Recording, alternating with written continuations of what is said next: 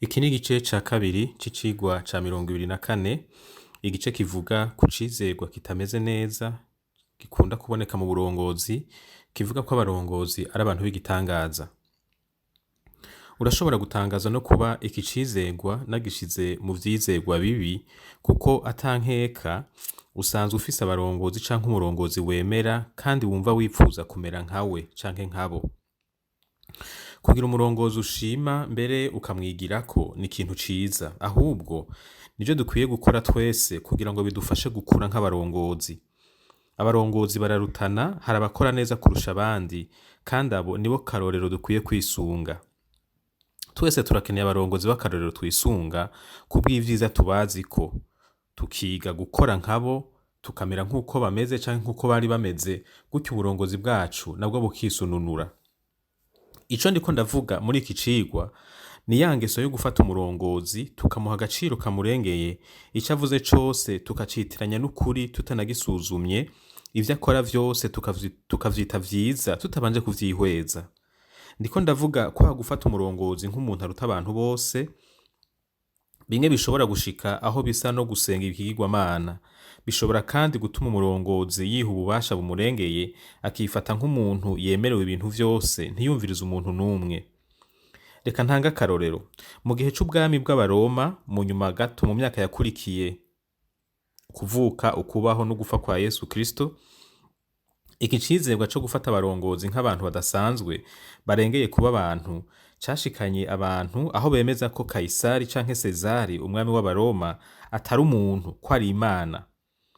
Naho bigoye gutora neza iyo vyavuye, tuvuge namba ari abantu babigize abami babo canke ari abami bavyigize, vyavuyemwo itegeko ryo gusenga umwami. Kubera abakristo bavyanse, bemera ko Yesu Kristo gusa ari we mwami, vyatumye amasinzi bahamwa n'intwaro y'Abaroma, benshi bicwa urupfu rw'agashinyaguro. Abazi kahise k'ukwemera rukristo barabizi. Ukundi kuntu iki cizerwa c'amafuti ciyerekana, ni igihe umurongozi we nyene yifashe nk'akamana, abantu bagahinduka nk'ibikoresho acuranguza ku nyungu ziwe. Ntaba agifise umuntu n'umwe yubaha canke yumviriza, uwumuhanuye agahinduka ingorane. Kenshi ibi biterwa nuko umuntu aba afise ububasha butagira karimbi, akabona ko ico ashatse cose gishoboka. Umwana w'umuntu aragwaye, iyo ngwara yitwa kamere k'umubiri canke agatima nkunda caha. Ubushobozi abarongozi bahabwa bukwiriye gushingirwa karimbi, kuko hari aho bugera bukabagora gukoresha neza. Hari ububasha umuntu adashoboye gukoresha neza butamwononye. Ni vyiza ko dukingira abarongozi bacu tukabarinda kugwa muri iryo kosa.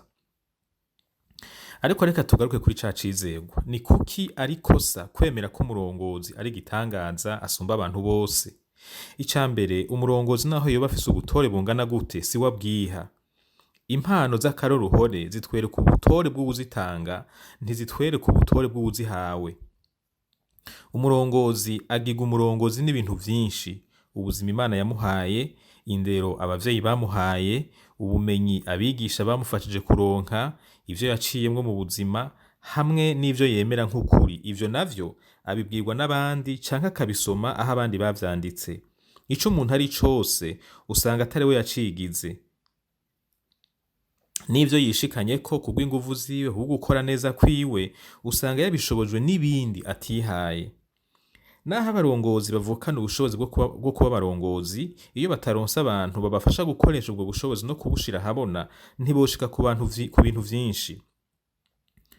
Barya abantu tugaya ngo ntibize canke barya bakene usanga bambaye impuzu zisa nabi kandi babayeho ubuzima budateye igomwe, benshi muri bo bari kuturusha ubukerebutsi n'ubuhinga iyo bagira amahigwe nk'ayo twagize bakaja mw'ishure.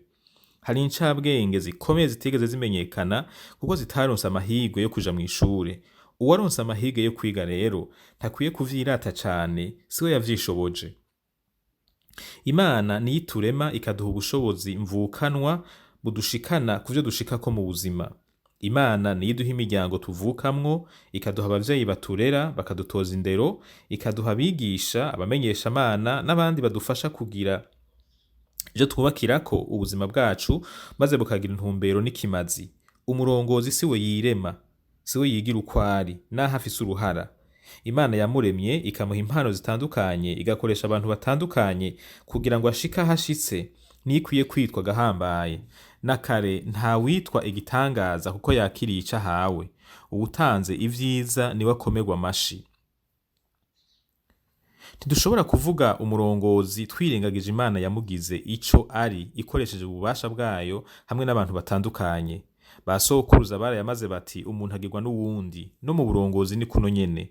Umurongozi agirwa n'abandi. Nta muntu akwiye kwirata ikintu atigize. Umurongozi akwiye kwemera ko ari umuntu yagiriwe amahirwe yo gusa abifashijwemo n'Imana n'abantu, gutyo ace bugufi kandi yubaha abantu bose. Uguca bugufi ibi ntibisigura ko ureka abantu bakaguhonyanga. Guca bugufi, kubaha abantu naho woba ubarusha icubahiro, ni kimwe mu biranga umurongozi mwiza. Iki naco kiranyuranye no kwifata nk'umuntu w'igitangaza. Ica kabiri, nta murongozi n'umwe abaho atagira ibimugora. Uworoherwa no kuvuga amajambo akora abantu ku mutima ashobora kugorwa no gutekana ngo yiyumvire. Uworoherwa no gutahura ingorane z'urusobangane no kubona ukuntu uzotorega umuti ashobora kuba adashoboye kwandika neza ivyiyumviro vyiwe, canke adashobora kubisigura neza. Umuntu wese naho yoba afise impano z'igitangaza aranafise ibimugora. Nta muntu afise impano zose akeneye mu buzima. Nico gituma dukeneye abandi kandi dukwiye kwama twemera ko tutari bitangaza.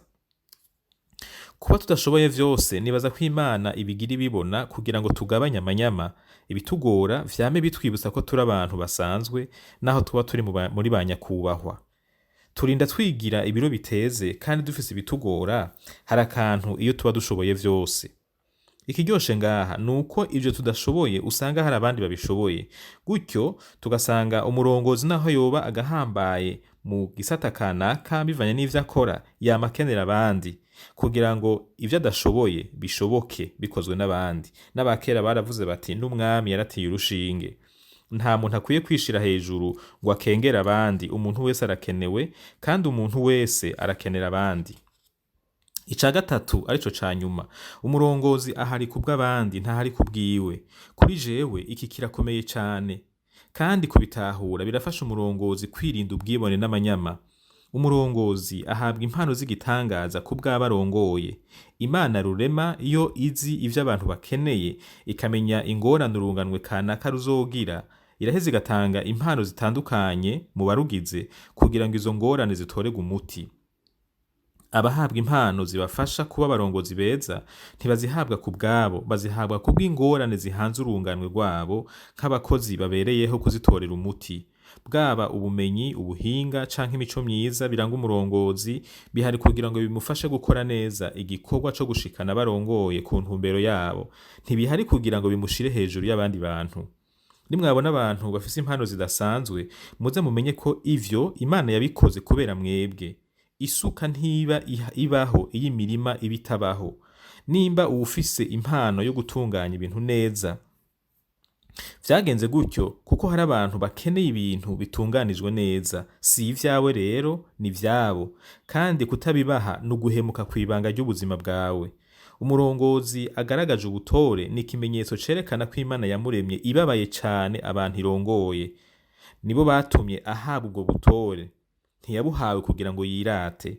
None rero reka twubaha abarongozi bacu, ariko twibuke ko batari Imana. Reka tubahe iteka bakwiranye, ariko ntidukore ikosa ryo kwibagira ko ari ibikoresho Imana yishiriyeho ku neza yacu.